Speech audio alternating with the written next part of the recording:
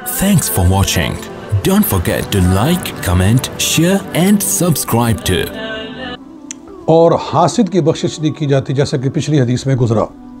اس کے علاوہ بھی حضور علیہ السلام نے فرمایا کہ کچھ لوگ ہیں جن کی اس رات بخشش نہیں کی جاتی، ان میں قاطع رحم ہے، قطع رحمی کرنے والا، یعنی قطع تعلق کرنے والا، دوستوں سے، عزیزوں سے، رشتہ داروں سے بغیر کسی شرعی سبب کے ان سے قطع تعلقی کرنے والا، اس کی بخشش نہیں کی جاتی۔ متکبر کی بخشش نہیں کی جاتی، جو کسی کو اپنے برابر نہیں سمجھتا، جو اکڑ کے چلتا ہے۔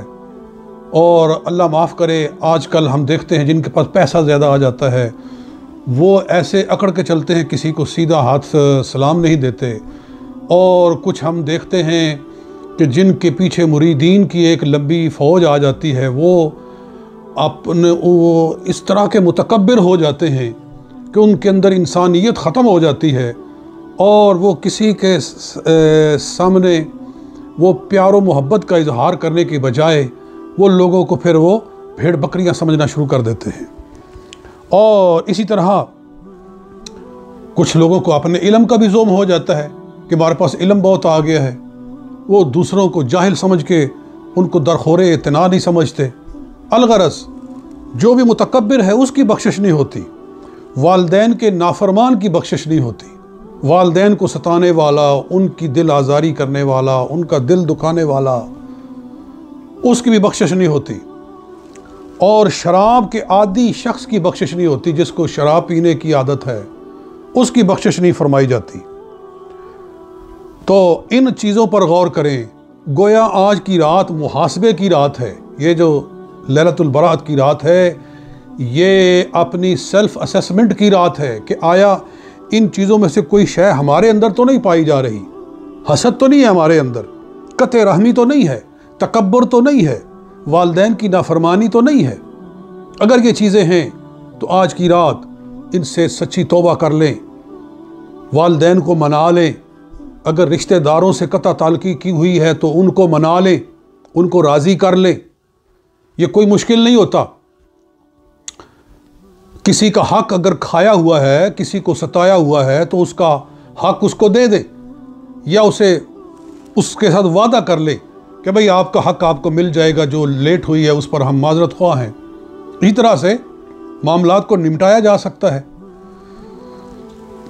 تو پھر اس کے بعد حضور صلی اللہ علیہ وسلم نے ارشاد فرمایا کہ اے عائشہ، آج کی رات تمہیں اجازت دو گی کہ میں شب بیداری کر لوں؟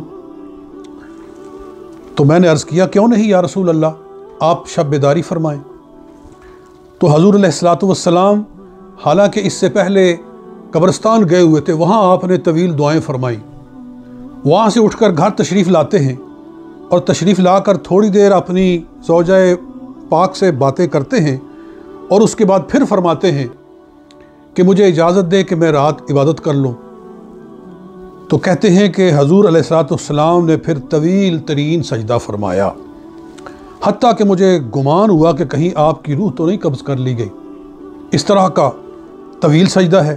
میں نے آپ کے پاؤں کو چھوا تو آپ کے پاؤں میں حرکت ہوئی، تو پھر میں نے جو وسوسہ سا میرا دور ہو گیا۔ پھر میں نے سنا کہ حضور صلی اللہ علیہ وسلم یہ دعا فرما رہے ہیں، اور بار بار اس دعا کو رپیٹ کر رہے ہیں، حتیٰ کہ مجھے دعا زبانی یاد ہو گئی۔ وہ دعا کیا تھی؟ اللہم انی اعوذ بعفوک من عقوبتک۔ اے اللہ، میں تیری سزا سے، تیری معافی کی پناہ مانگتا ہوں، میں تیری معافی کے ساتھ تیری پکڑ سے پناہ مانگتا ہوں۔ وَأَعُوذُ بِرِضَاكَ مِن سَخَطِكَ، اور میں تیری رضا کے ساتھ تیرے غصے سے پناہ مانگتا ہوں۔ وَأَعُوذُ بِكَ مِنْكَ، اور میں تیرے ساتھ، میں تجھ سے تیری ہی پناہ مانگتا ہوں، یعنی اگر تو مجھ سے ناراض ہے تو پھر بھی میں تیرے ہی دامن رحمت کے ساتھ لپٹتا ہوں۔ جل وجہک، تیری ذات بہت بلند ہے۔ لا احصی ثناء علیک انت کما اثنیت علی نفسک، اے اللہ میں اس طرح تیری تعریف نہیں کر سکتا جیسے کہ تو خود اپنی تعریف فرماتا ہے۔ تو یہ دعا حضور صلی اللہ علیہ وسلم آل دا نائٹ کرتے رہے، ساری رات فرماتے رہے، سجدے میں پڑھ کر اللہ کو اس دعا کے ساتھ یاد کرتے رہے۔ لہٰذا یہ دعا جو ہے یاد کر لینی چاہیے۔ اللہم انی اعوذ برضاک، اللہم انی اعوذ بعفوک من عقوبتک واعوذ برضاک من سخطک واعوذ بک منک لا احصی ثناء علیک انت کما اثنیت علی نفسک۔ یہ دعا یا اس کا مفہوم آپ کے سامنے آ گیا ہے۔ اگر عربی الفاظ یاد نہیں ہیں تو اس میں دعا کیا مانگی گئی کہ اے اللہ میں تیرے عذاب سے تیری معافی کی پناہ مانگتا ہوں، تیری ناراضگی سے تیری رضا کی پناہ مانگتا ہوں، اور میں تجھ سے تیری پناہ مانگتا ہوں۔ تو عظیم ہے، اور جیسے تو خود اپنی تعریف کر سکتا ہے اس طرح میں تیری تعریف نہیں کر سکتا یا نہیں کر سکتی۔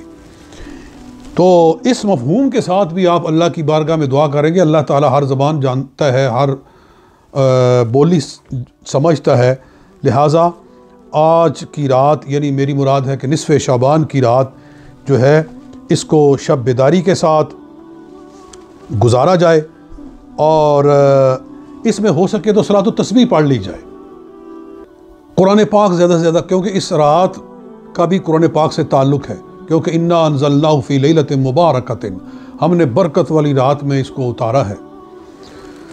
تو اس رات میں آپ جتنا قرآن پڑھ سکتے ہیں وہ پڑھیں۔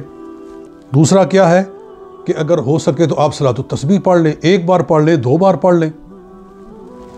صلاۃ التسبیح کی بہت فضیلت ہے۔ آپ کے چچا نبی علیہ السلام کے چچا حضرت عباس فرماتے ہیں کہ نبی علیہ السلام نے فرمایا اگر یہ نماز روزانہ پڑھ سکتے ہو تو روزانہ پڑھو، نہیں تو ہفتے میں ونس اے ویک ضرور پڑھو، نہیں تو ونس اے منتھ، مہینے میں ایک بار پڑھو، نہیں تو ونس اے ایئر، جی سال میں ایک بار پڑھا کرو، نہیں تو ونس اے لائف، پوری زندگی میں ایک بار ضرور پڑھو۔ اور جس نے پوری زندگی میں بھی اس کو نہیں پڑھا تو وہ بڑا محروم ہے۔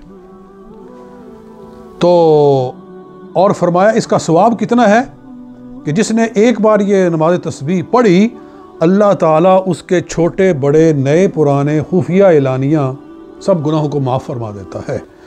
یہ ابو داؤد کتاب التطوع باب 14 میں یہ حدیث موجود ہے۔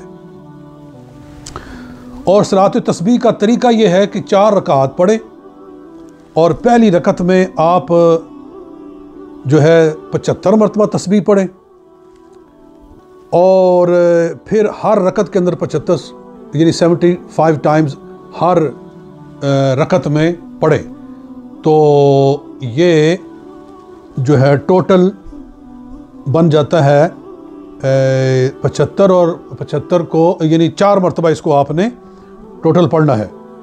تو فرمایا کہ سبحان اللہ والحمد للہ ولا الہ الا اللہ واللہ اکبر۔ تسبیح کون سی ہے؟ سبحان اللہ والحمد للہ ولا الہ الا اللہ واللہ اکبر۔ یہ ٹوٹل 300 ہے۔ تو آپ اللہ اکبر کہہ کے پہلے سبحانک اللہم پڑھیں، اس کے بعد اس کو 15 مرتبہ پڑھیں، پھر قرآن پاک کی تلاوت کریں، جب تلاوت ختم ہو جائے پھر 10 مرتبہ پڑھیں، تو یہ 25 ہو گئے، یعنی کھڑے کھڑے 25 ہو گئے۔ پھر رکوع میں چلے جائیں اور سبحان ربی العظیم پڑھ کے پھر 10 مرتبہ پڑھیں، تو یہ 35 ہو گئے۔ اور پھر آپ رکوع سے کھڑے ہو جائیں، تو کھڑے ہو کر سیدھا اس طرح پھر آپ اس کو 10 مرتبہ پڑھیں، یہ 45 ہو گئے۔ پھر آپ سجدے میں چلے جائیں، سجدے میں اس کو 10 مرتبہ پڑھیں، پہلے سبحان ربی الاعلیٰ پڑھیں، پھر 10 مرتبہ یہ پڑھیں، کیا کہ سبحان اللہ والحمد للہ ولا الہ الا اللہ واللہ اکبر پہلے سجدے میں، تو یہ 55 ہو گئے۔ پھر آپ سجدے سے بیٹھ جائیں اور بیٹھ کر سیدھے اس کو 10 مرتبہ پڑھیں، تو یہ 65 ہو گئے۔ پھر آپ دوسرے سجدے میں چلے جائیں اور اسی طرح پڑھیں، تو یہ 75 ہو گئے۔ تو 75 ٹائمز آپ ایک رکعت میں اس کو پڑھیں، اور ایچ رکعت کے اندر اسی طرح 75 ٹائمز پڑھتے جائیں، تو یہ 300 پورے ہو جائیں گے۔ تو it doesn't take more than half an hour, ایک آدھے گھنٹے سے زیادہ اس پہ ٹائم نہیں لگتا۔ تو صلاۃ التسبیح آج کی رات جو ہے پڑھ لیں، بہت بڑی ثواب کی یہ بات ہے۔ آپ نے فرمایا نا کہ ہر روز پڑھو، نہیں تو ہر ہفتے پڑھو، نہیں تو ہر مہینے پڑھو، نہیں تو سال میں ایک بار پڑھا کرو۔ تو اس طرح کی جو برکت والی راتیں ہیں ان میں صلاۃ التسبیح پڑھنی چاہیے. جیسے آگے پھر لیلۃ القدر آئے گی، اس میں صلاۃ التسبیح پڑھی جائے تو زیادہ سے زیادہ نیکیاں کمانی چاہیے. یہ ہماری گفتگو کا خلاصہ ہے عزیزان گرامی. اللہ ہمیں اس رات کی برکتوں سے متمتع فرمائے، مالا مال فرمائے اور ہماری نیکیوں کو قبول و منظور فرمائے. وآخر دعوانا ان الحمدللہ رب العالمین. Thanks for watching. Don't forget to like, comment, share and subscribe to